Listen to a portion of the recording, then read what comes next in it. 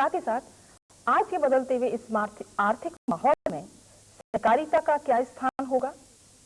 Economic globalisation की तरफ जब हम बढ़ रहे हैं, बाजार व्यवस्था की ओर हम जा रहे हैं, तो उस स्थिति में जो सहकारिता के उद्देश्य हैं वो उसमें कहाँ तक सफल हो पाएगी या उसमें कुछ परिवर्तन की आवश्यकता है, और श्रमिक आंदोलनों का इसमें क्या रूप होगा, इस विषय पर ही आज हम चर्चा करेंगे।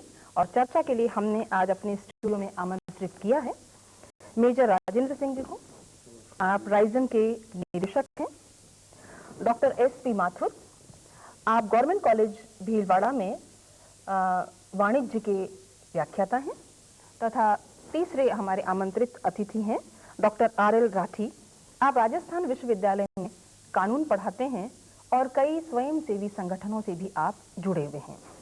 आप सभी का मैं स्टूडियो में स्वागत करती हूँ। धन्यवाद। चर्चा में हम सबसे पहले मेजर साहब, कर्नल साहब आपसे ये जानना चाहेंगे कि राजस्थान में सहकारी आंदोलन की क्या स्थिति है और किन क्षेत्रों में ये प्रभावी है। ऐसा है माया जी कि यदि मुझसे आप पूछें तो कोई भी ऐसा समाज का पहलू नहीं है या कोई भी गतिविधि ऐसी नहीं है जिसमें इस वक्त सहकारिता का प्रवेश राजस्थान में नहीं हो चुका है। छोटे तौर पर आप देखें, बैंकिंग सेक्टर में हम जहां सेंट्रल कोऑपरेटिव बैंक, भूमि विकास बैंक, अर्बन कोऑपरेटिव बैंक के माध्यम से जो है आर्थिक मदद उपलब्ध करा रहे हैं, तो उपभोक्ता के क्षेत्र में हमारे उपभोक्ता भंडार है, उपभोक्ता संघ है। क्रय विक्रय के क्षेत्र में क्रय विक्रय सहकारी समितियां हैं और राजस्थान राज्य सहकारी क्रय विक्रय संघ है। यदि आप प्रोसेसिंग के क्षेत्र में देखें तो हमारी जो है माल समार इकाइयां, स्पिनिंग मिल्स हैं, ऑयल मिल्स हैं।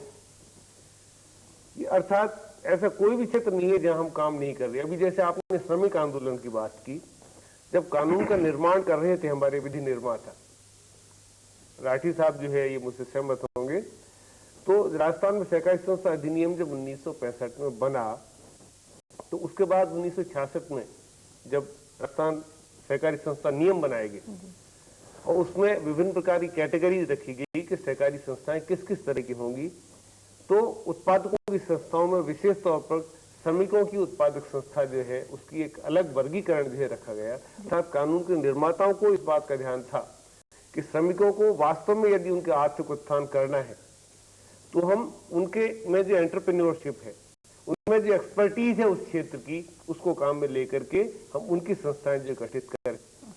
वर्तमान में भी आप सहकारिता के क्षेत्र में आपने सुना होगा वन श्रमिक सहकारी संस्थाएं काम कर रही हैं। जो खानों में काम करने वाले श्रमिक जो हैं उनकी सहकारी समितियां काम जो है वो कर रही हैं। इसी प्रकार से लेबर जो है, जो निर्माण में लगे हुए जो श्रमिक जो हैं उनकी भी सहकारी समितियां काम जो कर रही हैं। और वास्तव में जैसा आपने कहा, जब ग्लोबलाइजेशन की बात हम कर रहे हैं तो श्रमिक जो विभिन्न क्षेत्रों में काम कर रहे हैं, हम उनको आर्थिक उत्थान के लिए सहकारिता के जो मूल मंत्र है, एक सबके लिए सब एक के लिए, जैसा आप कह रही थी, उनको समझा पाए। स्वयं अपने साधनों का, अपनी शक्ति का, अपने अनुभव का वो इस तरह से उपयोग करें कि मात्र वो स्वयं ही लाभान्वित नहीं हो, उनके दूसरे साथी भी उससे लाभ जो उठा। मतलब सहकारिता की भावना स्वयं के साधनों का बेहतर उपयोग और स्वरोजगार की भावना से ओतप्रोत है। राठी साहब, हम ये जानना चाहेंगे, जैसा कि कर्नल साहब ने कहा कि सहकारिता के माध्यम से श्रम समस्याओं का बहुत समाधान हो सकता है और श्रमिकों में उत्पादकता की बात आपने कही, तो इसके बारे में आपके क्या विचार है? सहकारिता श्रम आंदोलन को किस प्रकार से प्रभावित करता है? देखिए, श्रमिक जगत की बात है तो भारत एक श्रम प्रधान देश है और श्रम प्रधान देश होने के नाते यहाँ पर सस्ता श्रम उपलब्ध है। पूंजीवादी व्यवस्था में पूंजीपति जब उद्योग धंधे स्थापित करते हैं तो सस्ता श्रम होने के नाते सस्ते श्रमिकों का शोषण वो करते हैं और सस्ते श्रमिकों का शोषण जब पूंजीवादी व्यवस्था में होने लगा तो ऐसा श्रमिकों को महसूस होने लगा कि पूंजीवादी व्यवस्था में पूंजीपति काफ़ी पैसा कमा करके और पूंजीपति हो रहे हैं और श्रमिक को कुछ नहीं मिल रहा है। तो ऐसी स्थिति में एक श्रमिक आंदोलन का प्रारंभ हुआ और श्रमिक अपने हितों की तरफ बढ़ने लगे और वो शिक्षित होकर के ये सोचने लगे कि भाई हमारा अहित हो रहा है और पूंजीपति हमारे तरफ कोई ध्यान नहीं दे रहे हैं हमारे कल्याण की और उसकी। इस दृष्टि से भारतीय संविधान जब बना तो भारतीय संविधान में कल्याणकारी राज्य की स्थापना की गई और कल्याणकारी राज्य की स्थापना करने में हमने नीति निर्देशक तत्व रखे और नीति निर्देशक तत्वों में हमने ये लिखा कि भाई श्रमिक हमारी पूंजी है। पैसा तो पूंजी है ही, लेकिन हमारी श्रमिक सबसे ज्यादा पूंजी है और संपत्ति है। श्रमिकों का आदर करना लोक कल्याणकारी राज्य में सबसे ज्यादा आवश्यक है। इस दृष्टि से हमने कई नीति निर्देशक तत्व रखे और उन नीति निर्देशक तत्वों के आधार पर हमने कई श्रम कल्याणकारी कानून बनाए, जिसमें श्रम संघ अधिनियम बनाया, औद्योगिक विवाद अधिनियम बनाया और न्यूनतम मजदूरी अधिनियम बनाया, कामगार अधिनियम बनाया। श्रम संघ अधिनियम बनाया तो श्रम संघों का गठन हुआ। उसमें 2 प्रकार के संघ हमने बनाए, रजिस्टर्ड और मान्यता प्राप्त। तो श्रम संघों का जो निर्माण किया गया इस अधिनियम के अंतर्गत और उनको जो मान्यता दी गई, उसका मुख्य आधार ये था कल्याण हो, उनकी सुरक्षा हो और उनके बारे में पूंजीपति व्यवस्था देखे और उनके कल्याण की भी बात सोचे। तो इस दृष्टि से तो जो श्रमिक आंदोलन है वो था, लेकिन एक सहकारिता की भावना, सहकारिता में जो भ्रातृत्व की भावना है वो डेवलप नहीं हो पाई। श्रम है लेकिन सहकार में नहीं जुड़ पाई। सहकारिता का मतलब ये है कि पूंजीपति को विरोध की दृष्टि से नहीं देख करके और पूंजी को भी हम उसका भाग माने और पूंजीपतियों से बस स्थापित नहीं करें। मतलब जैसे राठी साहब ने भी बताया कि जो हमारे यहाँ श्रमिकों से संबंधित अनेक कानून बने, उनके हित संरक्षण हेतु, और श्रमिकों में जो संगठन बने उसमें सहकारिता की भावना का अभाव रहा। यदि उनमें सहकारिता की भावना होती तो वो प्रबंधकों के खिलाफ नहीं बल्कि उनके साथ चल करके अधिक उत्पादकता बढ़ाने की तरफ सोच सकते हैं। आप इस बारे में क्या विचार रखते हैं? श्रमिक संघों की उत्पादकता के बारे में आपका क्या विचार है? वर्तमान परिप्रेक्ष्य में उत्पादकता बढ़ाना जहां श्रम संघों का दायित्व है, उद्योगपतियों का भी उतना ही है। सबसे पहली बात यह है कि उद्योगपतियों को आज ये सोच विकसित करना होगा कि श्रम संघ विघटनकारी प्रवृत्तियों के द्योतक नहीं है। उन्हें पूरी तरह से पार्टिसिपेशन के अंदर हिस्सेदारी को देना होगा, शेयर कैपिटल के अंदर, मैनेजमेंट के अंदर, और उसके साथ साथ श्रम संघों को भी कुछ रचनात्मक सोच विकसित करना होगा।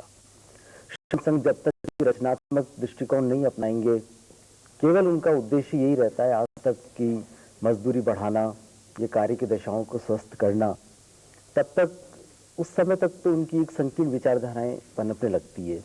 लेकिन उनको कारखाने के भीतर उत्पादकता बढ़ाने के लिए प्रबंधकों को सहयोग देना होगा और इस संबंध में जैसे टेक्नोलॉजी को अपनाने के लिए कुछ सुझाव दे सकते हैं, नई टेक्नोलॉजी के विकसित करने के लिए विवेकीकरण के अंदर सहयोग दे सकते हैं। इसी प्रकार से हमारे यहाँ वेस्टेज बहुत होता है, इंडस्ट्रियल वेस्टेज एक बहुत बड़ी समस्या है, इंडस्ट्रियल पॉल्यूशन एक बहुत बड़ी समस्या है। तो उस संबंध में भी श्रम संघ अगर आगे आए तो निश्चित तौर पे एक बहुत लंबे समय बाद में एक लॉन्ग टर्म के अंदर श्रमिकों की कार्यक्षमता पर और श्रमिकों की जो जीवन यापन है, जो अर्निंग कैपेसिटी है, उसके ऊपर उनके ऊपर व्यापक प्रभाव पड़ेगा। आपका ये मैं ये कहना चाहता था कि श्रम संघों का कारखाने के मैनेजमेंट के अंदर, कारखाने की हर प्रक्रिया के अंदर उत्पादकता बढ़ाने के सक्रिय योगदान उनका होना चाहिए। मतलब उत्पादकता को आप सहकारिता की भावना से किस प्रकार जोड़ना चाहिए? उत्पादकता को सहकारिता की भावना के साथ उनकी कार्यक्षमता बढ़ाने के साथ जोड़ना चाहिए। मतलब विभिन्न श्रमिकों की जो विभिन्न समस्याएं हैं और विभिन्न स्तरों पर उनके समाधान के लिए, जैसे आपने बताया, हर स्तर पर उनकी भूमिका हो, तो उसमें सहकारिता उत्पादकों के साथ भी हो और आपस में भी हो और श्रम संघों और गैर सदस्य जो है श्रम संघों के, उनके साथ में भी सहकारिता की भावना हो। धन्यवाद माथुर साहब। कर्नल साहब, आपसे हम ये जानना चाहेंगे कि श्रमिकों को सहकारिता की भावना के अनुरूप यदि विकसित किया जाए तो उसके क्या लाभ हो सकते हैं? मैं अभी जब माथुर साहब ये कह रहे थे कि श्रम संगठन जो है उनमें भी सहकारिता की भावना को पैदा किया जा सके, वहीं मैं ये अपना विचार प्रस्तुत करने की सोच रहा था कि कोऑपरेटिव आइडियोलॉजी एज सच जो है उससे लोगों को परिचित कराया जाए। जो भी लीडरशिप है, क्योंकि चाहे वो श्रम संगठन के लीडर हो या किसी और क्षेत्र में नेता हो, उसमें कुछ न कुछ जो विशेषताएं हैं और वो दूसरे लोगों को अपने साथ लेकर के चल सकता है। यदि हम उन लोगों को समझा पाए कि कोऑपरेटिव के माध्यम से न केवल उत्पादन वरन दूसरी गतिविधियां भी श्रमिकों के हित के लिए जो है, श्रमिक जो है वो अपनी लाभ के लिए मान लिया उपभोक्ता भंडार चलाना चाहते हो, श्रमिक जो है वो साधनों को एकत्रित करके वो अपना स्वयं का जो है उपभोक्ता भंडार अगर चलाए तो वो पाएंगे कि जो है वो अपने साथियों को उचित दर पर सही क्वालिटी की चीजें जो है आसानी से उपलब्ध जो है करा सकते हैं। इसी प्रकार से माथुर साहब कह रहे थे कि उत्पादन को बढ़ाना है। मुझे जापान की बड़ी दो रोचक घटनाएं याद आती हैं, जहां अपने विरोध प्रदर्शन के लिए हमारे यहाँ पर प्राय जैसे काम को रोक दिया जाता है, हड़ताल करते हैं और उत्पादन को नुकसान पहुंचाते हैं। उन्होंने दो उदाहरण प्रस्तुत किए कि उन्होंने अपना प्रदर्शन करने के लिए उत्पादन जो है अधिक जो है बढ़ा दिया ताकि प्रशासन को, प्रबंधन को जो है माल की बिक्री में जो है समस्या जो है पैदा हो। लेकिन अंत लाभ दोनों को ही हुआ, उत्पादन क्योंकि अधिक हुआ था, अंततः प्रोड्यूसर को भी लाभ हुआ और श्रमिक जो थे उन्हें भी उससे लाभ भी जो हुआ। आप ये कह रहे थे कि पूछ रही थी कि सहकारिता के माध्यम से कैसे लाभ, तो सहकारिता फिलोसॉफी एसेस के बारे में बात करना चाहूंगा कि श्रमिकों में भी और श्रमिक संगठनों के पदाधिकारियों में भी, इस प्रकार से उत्पादकों में भी, जिस किसी भी संगठन में वो काम कर रहे हैं, जिस किसी इकाई में वो काम कर रहे हैं, वहां के उत्पादकों को भी, सब में यदि जो है कोऑपरेटिव फिलोसॉफी को, कोऑपरेटिव आइडियोलॉजी को हम जो है उत्पादित कर पाए, लोगों में जमा पाए, शिक्षा का प्रसार प्रचार कर पाए, उनको ये लाभ समझा पाए, वास्तव में जो समाज का निर्माण हुआ था तभी। कर्नल साहब, ये जो आप लाभ की बात कर रहे हैं, ये क्या लाभ है, कैसा लाभ है ये? जो है वास्तव में अगर आप देखें तो किसी भी जगह से आज वर्तमान सोच में परिवर्तन, सोच ये हो गया है कि साहब आर्थिक लाभ जो है वो, मैं आर्थिक लाभ की दृष्टि से ही आपको बता रहा था। यदि श्रमिक मतलब जो सहकारिता को लाभ के साथ भी जोड़ करके हम लाभ के साथ ही जोड़ा जाना आवश्यक है। वैसे तो समाज का निर्माण इसलिए हुआ था कि हम एक दूसरे का लाभ सोचते थे, कैसे लाभ होगा। यदि मैं और आप जुड़ जाए, दूसरे साथी जुड़ जाए, तो हम हमेशा कुछ न कुछ लाभ प्राप्त करेंगे। लाभ आवश्यक नहीं कि आर्थिक दृष्टि का ही हो, हमें सामाजिक लाभ हो सकते हैं, हमें सांस्कृतिक लाभ जो हो सकते हैं, लेकिन आर्थिक लाभ जो वो भी अपने आप में महत्वपूर्ण है। यदि हम सब अपने साधनों को, अपनी शक्ति को एक साथ जो है जोड़ दें, तो आप ये पाएंगे कोई भी एक्टिविटी आप अपनाएं, चाहे उत्पादन की हो, मार्केटिंग की हो, कंजम्पशन की हो, सभी में आप सहकारिता के माध्यम। वो लाभ किसका होगा? सदस्यों का, सभी सदस्य। कोऑपरेटिव में खास बात यही है कि प्राइवेट प्रोडक्शन में होता क्या है कि जो भी लाभ प्राप्त होता है उसे एक व्यक्ति या व्यक्तियों का कुछ समूह जो वही उसे लाभ को जो बांटता है। सहकारिता में जो 7 कार्डिनल प्रिंसिपल्स जो बनाए गए उनमें से एक जो है लाभ का जो है समान वितरण जो है वो रखा गया है सभी सदस्यों की। सभी सदस्य जो होंगे, मुझे इसी पे याद आ रहा है सवाई माधोपुर में सीमेंट फैक्ट्री जो है, अपने राजस्थान की बात ही हम करें तो वहां पे जब सीमेंट फैक्ट्री 6 चल रही थी तो वहां के श्रमिक जो है उनसे मेरी लंबी वार्ताएं हुई थी और श्रमिक पूरी तरह से तैयार थे कि उनको जो बैक वेजेस मिलने वाले हैं उसको जो है वो गवर्नमेंट जो है वो अगर पे करे तो उसको शेयर के रूप में परिवर्तित कर दिया जाए। कॉर्पोरेट सेक्टर में अगर वो काम करें तो वो इस बात से पूरी तरह से जो है वो संतुष्ट थे कि कॉर्पोरेट सेक्टर में वो मिल दोबारा शुरू। लेकिन वास्तव में तो आज तक भी वो शुरू नहीं हुई। इसका मतलब हम यहाँ पर सहकारिता की असफलता देख रहे हैं? नहीं, मैं वही ऐसा है कि उसमें निर्णय लेने में मात्र श्रमिकों की भूमिका मुख्य नहीं थी, उसमें राज्य सरकार की, मतलब उसमें राजनीतिक हस्तक्षेप उचित नहीं था। बहुत से ऐसे लोग थे जो कि उस निर्णय को लेने में महत्वपूर्ण भूमिका निभाते थे। यदि मात्र श्रमिकों की होती तो मैं आपको विश्वास दिलाता हूँ कि वो सहकारिता से जुड़ जाता। धन्यवाद कर्नल साहब। राठी साहब, हम ये जानना चाहेंगे कि जो श्रमिक आंदोलन है वो हम ज्यादातर संगठित क्षेत्रों में देखते हैं, जबकि जो सहकारिता का विकास असंगठित क्षेत्र के व्यक्तियों को एक साथ जोड़ने और विकसित करने के साथ जुड़ा हुआ है, परंतु दोनों में समानताएं हैं, उद्देश्य एक है। इसके बारे में आप क्या राय रखते हैं? देखिए, मैंने अभी बताया कि भारतीय संविधान कल्याणकारी राज्य है, तो कल्याण का ये अर्थ तो नहीं कि संगठित लोगों का कल्याण हो, असंगठित श्रमिकों का भी कल्याण होना चाहिए। और असंगठित श्रमिकों को संगठित करने के लिए राजनीतिक संगठन अभी पूरा ध्यान नहीं दे पा रहे हैं और असंगठित श्रमिकों की तरफ कोई ध्यान भी नहीं जा रहा किसी का। अब सरकार, और जैसा कि अभी कर्नल साहब कह रहे थे कि शिक्षा जो है ये लोग दे रहे हैं कि पूंजीपतियों को दे रहे हैं, और उन श्रमिक संगठनों के पदाधिकारियों को दे रहे हैं, लेकिन ये नहीं सोच रहे हैं कि असंगठित श्रमिकों को भी शिक्षित किया जाना चाहिए और उनके कल्याण की बात भी सोची जानी चाहिए।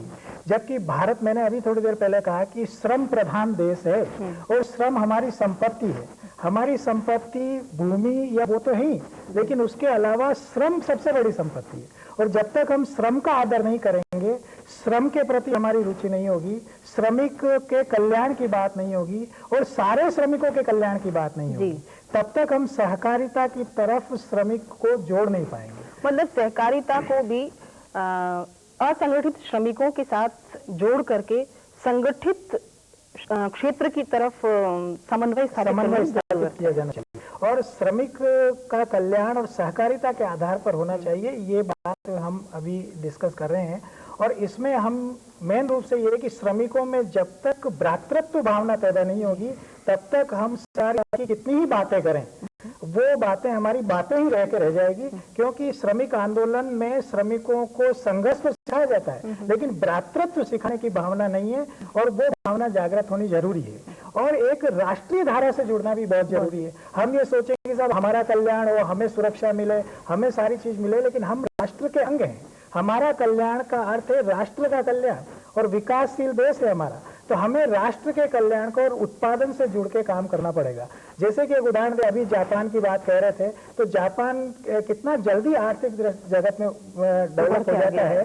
तो इसमें मेन चीज ये होती है कि जैसे उदाहरण ले हम कि 5 बजे श्रमिक को काम बंद करना है, तो अमेरिका की तरह ही भारत में एक परिपाटी डेवलप हो रही है कि घड़ी की तरफ देखते हैं कि 5 बज गए, अब काम जैसे स्थान पे उस स्थान पे उस श्रमिक को छोड़ने के लिए हम हमारे श्रमिक संगठन कहते हैं।